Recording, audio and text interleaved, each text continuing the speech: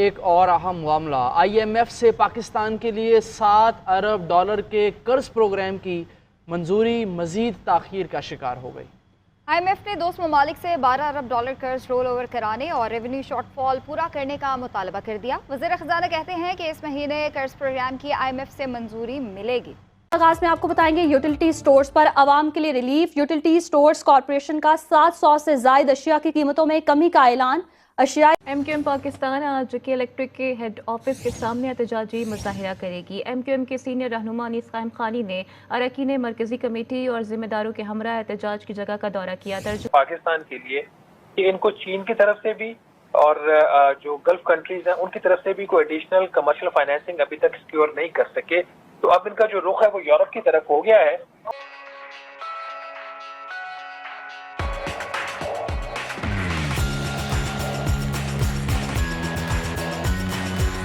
कि वहां जाकर कुछ ये कर्ज पकड़ने की कोशिश कर रहे हैं, तो hopefully they will be able to produce something on the table. और अगर तो ये 15 सितंबर तक ये सारी एश्योरेंसेस दे लेते हैं तो फिर तो ये सितंबर में जो केस है पाकिस्तान का वो बोर्ड में चला जाएगा। टाइट चीजें हैं, बट ऐसा नहीं है कि बिल्कुल भी जो हम कह सकें कि नहीं बिल्कुल होने नहीं जा रहा है।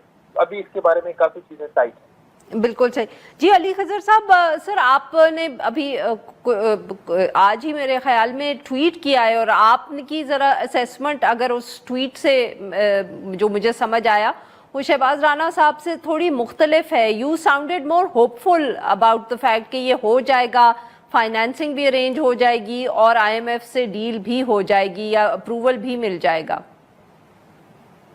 जी, मेरा ख्याल में ये मुझे लगता है कि डील मिल जाएगी बिल्कुल, लेकिन जैसे शहबाज ने कहा कि मैंने अभी उसमें ट्वीट में कहा कि $2 बिलियन जो इस वक्त इमीडिएट वो चाहिए इंक्रीमेंटल, वो सबसे बड़ा इशू है। उसमें काफी डेवलपमेंट हुई है और उसमें वो सऊदी अरब से, कुछ UAE से और कुछ एक और जगह से पैसे आ रहे हैं। और दिस इज नॉट 1.2 बिलियन की जो वो फाइनेंसिंग थी डिफर्ड ऑयल पेमेंट की, वो उसके अलावा ही आ रही है। बट इसके अलावा $3 बिलियन की सॉफ्ट कमिटमेंट अगले 2 साल की चाहिए और रोल ओवर तो चाहिए, वो तो अज्यूम्ड है चाहिए। और मैं बताऊं, थोड़ा IMF भी शॉक में आया कि यार रोल ओवर इतने आराम से क्यों नहीं हो रहे।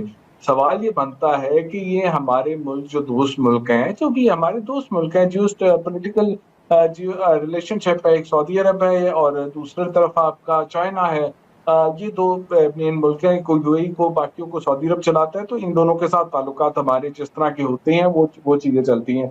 अब ये चाइना और US तो बिल्कुल एक 180 डिग्री पे और IMF काम करते हैं और सऊदी अरब ये भी अभी अब इतना US का नहीं सुनता, वो उसकी अपनी एक थिंकिंग भी है।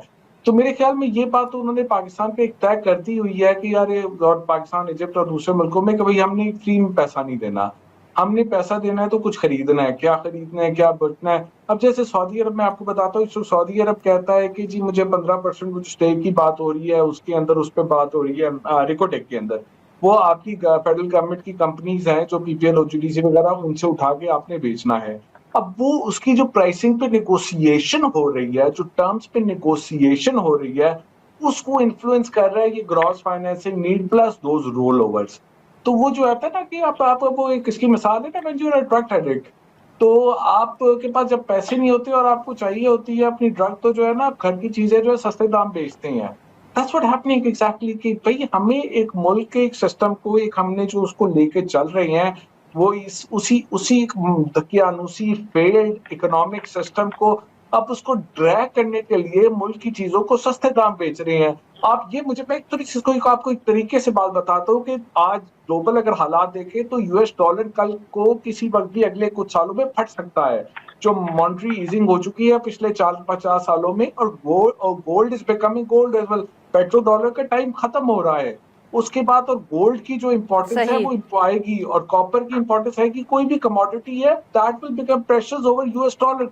और हम उस US डॉलर के अंदर भी आज के दिन नेगोशिएटेड प्राइस करके अपने एसेट जो आपके गोल्ड के और कॉपर के और दूसरी कमोडिटीज के हैं, उनके हम आगे की चीजें बेच रहे हैं। We have to be very careful in that, but वो beggar can't be choosers, that's a problem.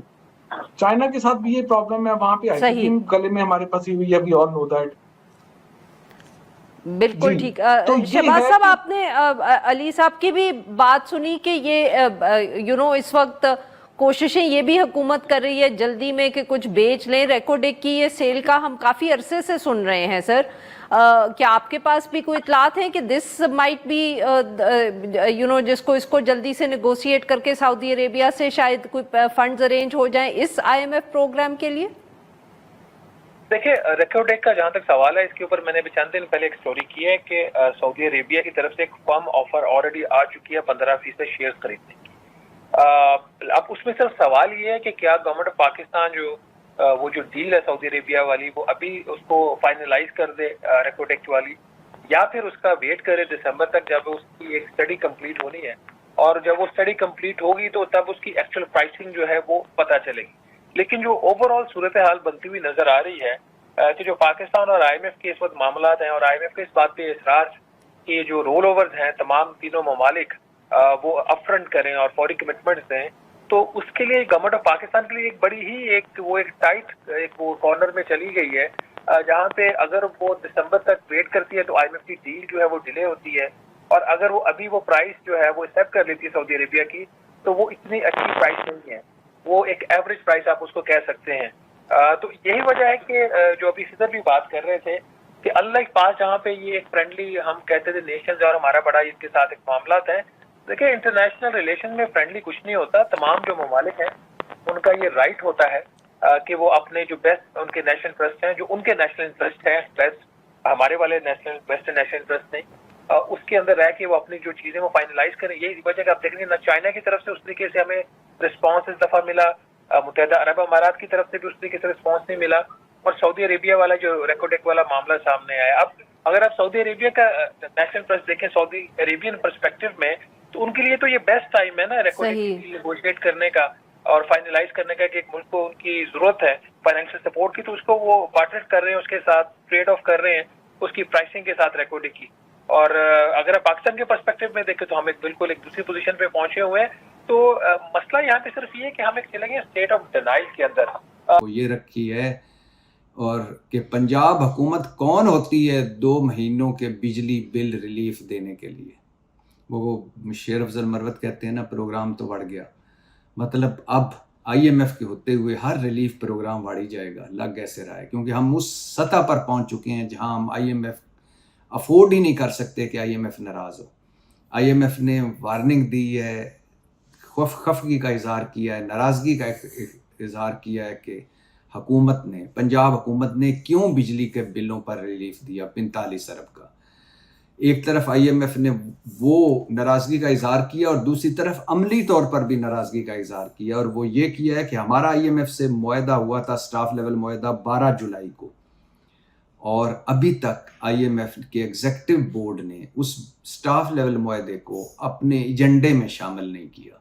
मतलब 6 से 8 अरब डॉलर जो हमें किस्तों में मिलना है, अभी तक उसका कोई अता पता नहीं। IMF ने सितंबर में 2 इजलास रखे हैं एग्जीक्यूटिव बोर्ड के, IMF एग्जीक्यूटिव बोर्ड के 2 इजलास, 9 और 13 सितंबर के इजलासों का शेड्यूल जारी हो गया है। 9 सितंबर के इजलास में भूटान का केस है, 13 सितंबर के इजलास में नॉर्वे का केस है।